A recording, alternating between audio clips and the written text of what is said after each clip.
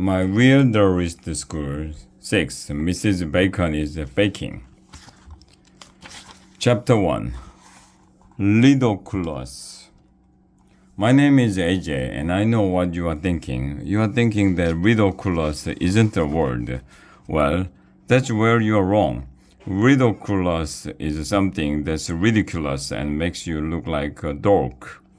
I ought to know ridiculous is a word because I invented it. Something totally ridiculous happened at elementary school recently. We had just finished pledging the allegiance in Mr. Cooper's class. Turn to page 23 in your math books, he said. I hate math. That's when the weirdest thing in the history of the world happened. Our principal, Mr. Klotz, ran into the room. He has no hair at all. When Mr. Klotz gets mad, he can't tear his hair out because he doesn't have any. He was out of breath and panting. That means he was wearing pants. Mr. Klotz was also wearing binoculars around his neck. "Follow me," he shouted. Then he ran out the door. "Not again," muttered Mr. Cooper.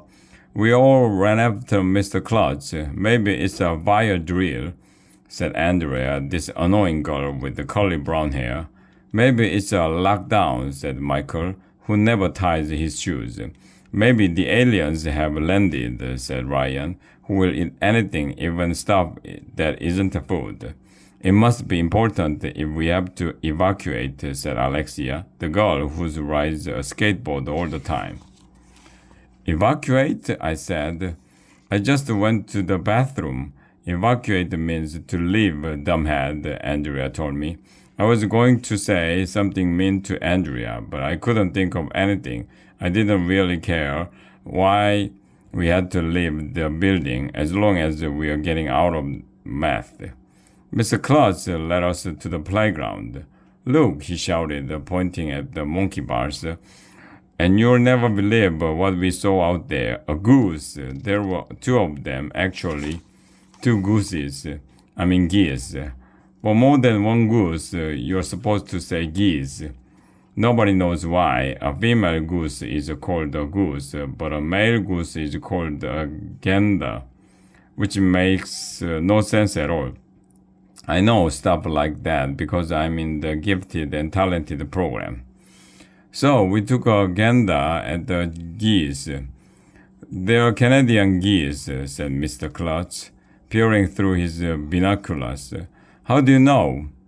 asked Andrea. "He checked their driver's licenses," I said. Nobody laughed, even though the idea of a goose driving a car was hilarious.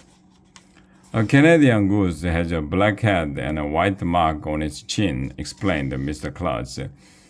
"They're adorable," said Emily, Andrea's crybaby friend. "What's that annoying noise?" asked Neil, who we called the nude kid even though he wears clothes. Neil was right. The geese were making a horrible honking sound.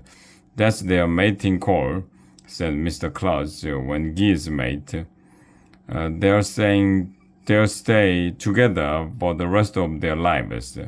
"Isn't that romantic?" said Andrea. "The geese are in love." "Ah," Andrea said the L word. "Disgusting." "Ow," said all the girls. "Ooh," said all the boys. The geese kept honking at each other. It was annoying. I covered my ears to block out the sound. "Can we chase them?" I suggested. "That's not nice, Arlo," said Andrea, who calls me by my real name because she knows I don't like it. "Animals are our friends. You shouldn't hurt animals just because you don't like their mating call. We should cherish all living creatures."